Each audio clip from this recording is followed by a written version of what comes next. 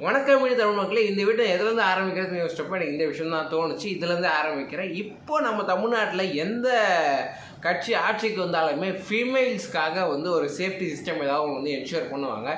இப்போ எக்ஸாம்பிள் சொல்லணும்னா அம்மா பேட்ரோலாக இருக்கட்டும், இல்லைனா பிங்க் பேட்ரோலாக இருக்கட்டும். அதே மாதிரி இப்போது நம்ம தளபதி விஜய் அவர்கள் தலைமையில் அமைஞ்சிருக்க இப்போது தமிழ்நாடு அரசாங்கம் விமன்ஸ்க்காக சிங்கப்பெண் சிறப்பு படையை திறந்துருக்காங்க. இது நேற்று இனாக்ரேட் பண்ணாங்க, அதை பார்த்துருப்போம். ஸோ இதில் என்னெல்லாம் பண்ணுவாங்க, இது எதுக்காக எம்ப்ளாய் பண்ணியிருக்காங்க, இதுக்கு யூஸ் பண்ண அமௌண்ட் என்ன, இதுக்கு அடுத்த நடவடிக்கை என்ன, இதுக்கு முன்னாடி இருந்த பேட்ரோல்ஸ்க்கும் இதுக்கும் என்ன சம்மந்தம்ன்றது எல்லாத்தையுமே கிளியராக எக்ஸ்பிளைன் பண்ணுறேன். வாங்க வீடியோக்குள்ளே போகலாம்.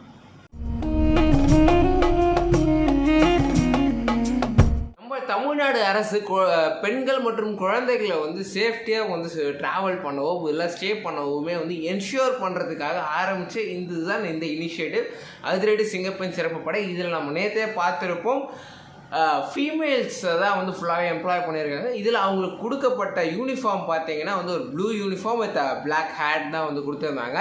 இதில் நம்ம விஜய் அவர்கள் அந்த காரை டிரைவ் எல்லாமே பண்ணி டெஸ்ட்லாம் பண்ணி பார்த்தது எல்லாருமே நம்ம பார்த்துருப்போம்.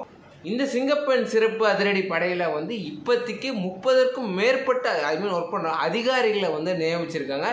அதில் ஒரு எஸ்பி, அதாவது சூப்பரிண்டென்டென்ட் ஆஃப் போலீஸ், அப்புறம் 2 டிஎஸ்பின்னு இந்த மாதிரி அடுக்கடுக்கான 30 அதிகாரிகள் இருக்கிறாங்க. இதில் சிங்கப்பெண் சிறப்பு படையில் முதல் கட்டமாக 354 கோடி ஒதுக்கீடு செஞ்சுருக்காங்க. அதுக்கடுத்து இரண்டாம் கட்டமாக இதுக்கு 2500 வேலையாட்களை எடுக்கிறதாகவுமே சொல்லியிருக்காங்க.